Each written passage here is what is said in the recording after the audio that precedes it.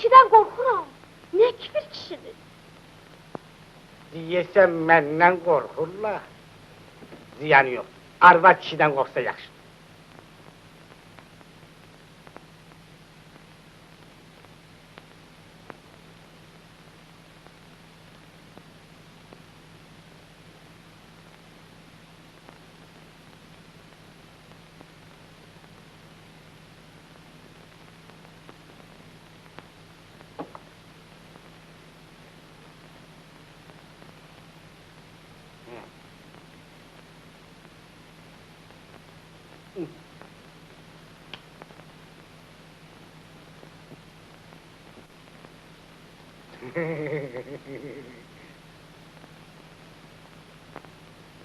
Hanım, senin ki saçın bu kadar karadır.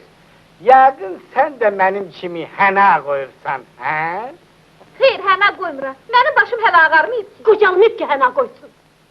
Xeyr, hanım, benim de saçım ağarmayıb. Ben saqqalıma həna koydum, koymadım. Həmişə qapqarı şəvə kimidir. Ancak bir no adetkərdə olmuşam. Allah ölənlərimizə rəhmət eləsin. Benim rəhmətli yanam deyərdi ki, hənamın vaxtı keçəndə başım ağrıyır. Çünkü bir no adetkərdə olmuşdu.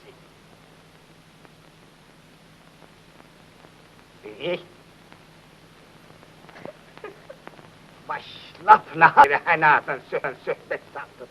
Hiç hənanı geri değil. Bilirsiniz mi? Bir de hanım, insanın başının ya saqqalının ağı, onun qocalığına dəlalət eləmək.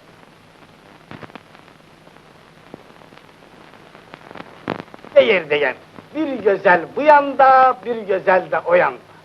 Şair de çok güzel değil.